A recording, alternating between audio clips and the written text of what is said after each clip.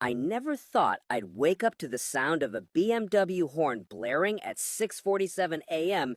every single morning. But that's exactly what happened the day Karen moved into the corner lot. Not just any Karen, the HOA president Karen, the one who carried a laminated copy of the bylaws in her Louis Vuitton like it was the Bible and she was Moses about to part my driveway. Day one, I opened the garage to leave for work, and there it was. Her sparkling white 2023 BMW X5 parked sideways, perfectly angled so both my cars were trapped. She was standing on her lawn in yoga pants and a visor, sipping a green smoothie, smiling like she'd just invented sunlight. I rolled down my window and asked, super polite, "Hey, any chance you could move a few feet forward? I can't get out." She didn't even look up, just raised one finger, not the bad one, but it felt like it, and said, "Section 7.4, no parking within 15 feet of a driveway. You're welcome." Then she walked inside. I sat there stunned. My driveway. She was blocking my driveway and claiming I was the problem? I checked the bylaws later that night. Guess what? Section 7.4 only applies to the street side of the curb. My garage is private property. She knew. She 100% knew. The next morning, same thing. Sideways BMW, horn at 6:47 on the dot, green smoothie, fake smile. Except this time she had backup. Two other HOA board members pretending to power walk while filming me on their phones for documentation. I had to call out sick just to wait for a tow truck that never came because technically she wasn't on my property, just close enough that I couldn't leave. By day 5, the entire neighborhood knew. People were slowing down to watch the Daily Showdown like it was reality TV. Kids filmed TikTok duets. Someone started a pool on how long I'd last before snapping. I started parking my daily driver 2 streets over and Ubering home just to avoid the humiliation. My wife stopped inviting friends over because Karen would stand in the street screaming about curb appeal violations the second anyone pulled in. Then came the notes. Bright pink Post-its on my windshield every night. Consider being a better neighbor. Your trash bins were visible for 7 minutes past 8 a.m. Smile! It's a beautiful day to follow rules. Once she left a printed photo of my own garage with a red circle around a tiny oil spot and the words, "Environmental hazard reported." I tried everything. Talking nicely, talking firmly, emailing the HOA board, who were all her Pilates friends, filing an official complaint that mysteriously disappeared from the portal. Nothing worked. She had the power, the time, and a brand new BMW she clearly loved more than oxygen. So one random Tuesday, after she blocked me in for the 23rd day in a row and laughed while I begged her to move, I made a quiet decision. I called a concrete guy I know from high school. Told him I needed 4 steel bollards installed, the kind they use in bank parking lots, the unbreakable ones. Painted HOA-approved sandstone beige so she couldn't even complain about the color. He asked, "You sure, bro? This feels nuclear." I told him, "Just do it before I end up on the news." 2 days later, the posts went in, 6 feet apart, exactly at the edge of my driveway, lined up like soldiers. I even added reflective strips so nobody could claim they didn't see them. Took photos, sent them to the city for permits, all approved because, again, private property. The very next morning, 6:47 a.m., right on schedule, I heard it. Not the gentle beep-beep she usually did to wake the street. A full-on, horn-held-down, screeching panic. I walked outside in my robe holding coffee like it was the Super Bowl. There was Karen, screaming, red-faced, standing next to her BMW, which was now wrapped around my center bollard like a horseshoe. Front end crumpled, airbags deployed, green smoothie exploded across the windshield like abstract art. The car was sideways, exactly where it always was, except this time, it wasn't moving ever again. She saw me, pointed a shaking finger, and shrieked, "You did this on purpose!" I just sipped my coffee and said, "Section 7.4, Karen, no parking within 15 feet of a driveway. You're welcome." The neighbors came out clapping. Someone started filming, and that was only the beginning, because what Karen did next, that was when things got really insane. The tow truck driver took one look at Karen's crumpled BMW hugging my steel post like a desperate ex and actually laughed out loud. Lady, this is the best call I've had all year. Karen was on the phone with 911 screaming that I'd installed booby traps and attempted murder with landscaping. The officer who showed up knew me from Little League coaching. He took my permit folder, glanced at the posts, measured the distance with his boot, and told her, "Ma'am, this is private property. You hit a fixed object. That's an at-fault accident. Have a nice day." Karen lost it. Full nuclear. She called the HOA emergency meeting that same night, yes, they have those, and demanded my immediate removal from the neighborhood. She passed around glossy photos of her ruined BMW with captions like "terrorism in broad daylight."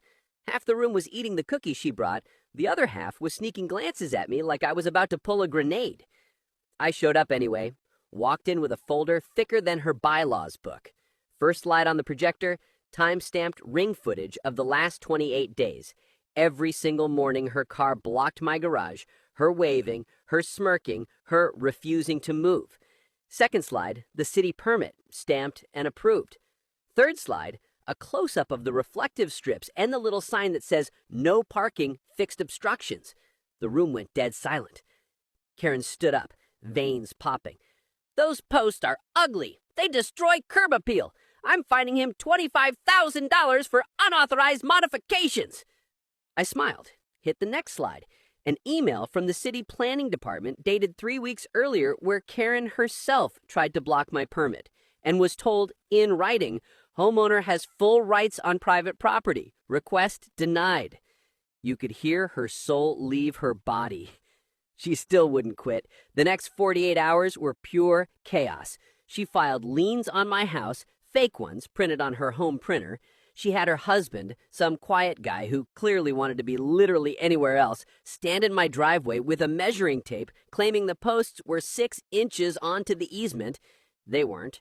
She started a neighborhood Facebook group called Stop the Bollard Bully and posted AI-generated photos of my house with swastikas spray-painted on the garage. Classy. Then came the 4 a.m. wake-up calls. Anonymous numbers screaming that my kids would pay the price. Someone egged my front door every night for a week. My wife found nails scattered behind our tires twice. I installed more cameras. Caught Karen on 4K at 2:13 a.m. in a black hoodie, sprinkling nails like fairy dust. Sent that straight to the police. They paid her a visit. She cried victim so hard the officer almost felt bad. Almost. Insurance declared her BMW totaled. She fought them, claimed the posts moved on their own. They sent an engineer. He laughed harder than the tow guy. By now, the story had gone viral locally. News vans parked outside. Someone made T-shirts, "Free the driveway." My Ring doorbell clips hit 1 million views on TikTok. Karen started wearing huge sunglasses and a headscarf like she was in witness protection. She scheduled a special assessment vote to fine every single homeowner $500 to pay for her new car because community safety. Only 12 people showed up, and 8 of them were there to flip her off. That's when she crossed the line from evil to completely unhinged. One night, I woke up to my wife screaming. I ran outside barefoot. Karen was on my lawn with a cordless sawzall trying to cut my steel posts down. Sparks everywhere, extension cord running from her own outdoor outlet across the street like a tripwire. She was in bunny slippers and a silk robe, hair in curlers, shrieking, "I paid for this street!" The blade snapped, flew, and sliced her own forearm open. Blood everywhere. She looked at me, wild-eyed, and whispered, "This isn't over." Cops came again. EMS patched her up on my driveway while she told them I'd attacked her with a samurai sword. They checked the cameras, saw everything. She left in cuffs for vandalism, trespassing, and destruction of property. I thought that was the end. I was so wrong. Because the next morning, a process server showed up with papers. Karen was suing me for $250,000, emotional distress, loss of enjoyment of life, and permanent disfigurement from the Sawzall incident. And that's when I found out why she'd been targeting me from day one. A secret she'd buried so deep, it took her own lawyer accidentally attaching the wrong document to blow it wide open. But that revelation, that's the part that broke the internet and broke Karen forever. The lawsuit papers sat on my kitchen island like a loaded gun. 250 grand. Permanent disfigurement. Intentional infliction of emotional distress. Karen even attached glossy close-ups of the 3-inch scar on her forearm, circled in red like a crime scene photo. My lawyer laughed so hard he had to put his coffee down. She cut herself with her own Sawzall at 3:17 a.m. while trespassing. This is performance art. Discovery started. That's when the universe decided to hand me the winning lottery ticket on a silver platter. Karen's lawyer, some guy who clearly took the case for the TikTok clout, accidentally attached the wrong PDF to an email. One click, and there it was. The original purchase contract for her corner lot, dated 6 years earlier. Page 27, Exhibit C, buried in the fine print. An old recorded easement giving my address permanent, unrestricted vehicular access across the corner of her lot to reach the alley behind my garage. An easement that had been there since 1978, long before either of us existed. Translation: Karen never owned the strip of land she'd been parking on. She'd been blocking me on my legal right-of-way the entire time. I zoomed in, heart pounding. The easement was 20 feet wide. Her driveway sat smack in the middle of it. She'd literally paved over my property when she moved in and then weaponized fake HOA rules to keep me from using what was mine. But it got better. Page 43. A handwritten note from the previous owner stapled to the contract.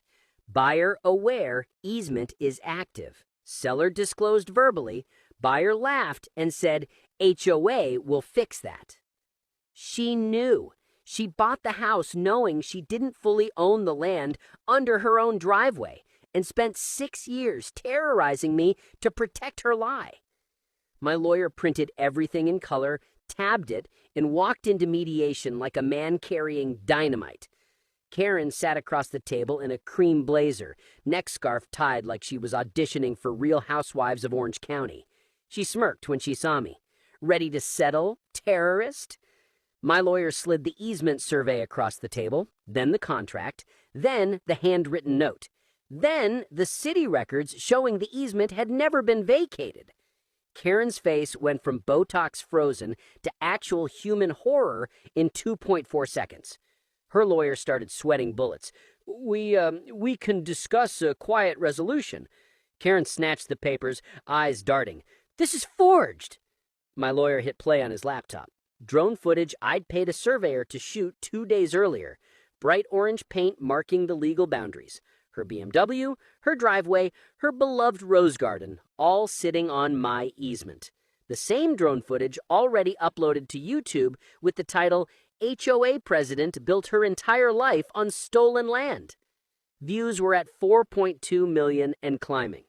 Karen stood up so fast her chair fell backward. You can't do this! I finally spoke. Watch me. We left mediation without a single penny changing hands.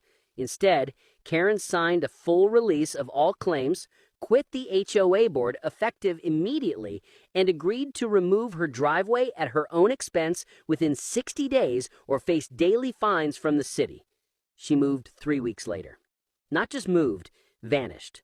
The for sale sign went up overnight, price slashed twice in 4 days. Rumor is she took a $180K loss just to escape. Her husband filed for divorce the same week, took the dog and moved in with his brother. Someone saw Karen at Walmart in sweatpants buying boxed wine at 10 a.m. No visor, no green smoothie, no laminated bylaws. I paved the easement into the most beautiful extended driveway you've ever seen. Added a basketball hoop for the kids. Neighbors use it daily now. We throw block parties on it. Someone installed a plaque that just says, "Freedom begins here." Last thing I heard, Karen tried to start over in a new subdivision 2 hours away. Showed up to the first HOA meeting ready to rule. They already knew who she was. The video of her Sawzall meltdown has 39 million views now. Someone made it into an NFT. Someone else turned it into a ringtone. She lasted 6 days before the new neighborhood voted to ban her from all common areas for the mental health of the community. Karma doesn't always need steel posts. Sometimes it just needs the truth a good drone, and one glorious accidental email. And every morning at 6:47 a.m., when my garage door opens smooth and free, I still smile, raise my coffee to the sky, and whisper the same 6 words. Section 7.4, Karen. You're welcome. If you enjoyed this story, make sure to hit that subscribe button. Every single subscription motivates me to bring you even more exciting and dramatic HOA stories. And don't forget to tap the bell icon so you never miss a new upload. I'll see you in the next story, where justice gets even more satisfying.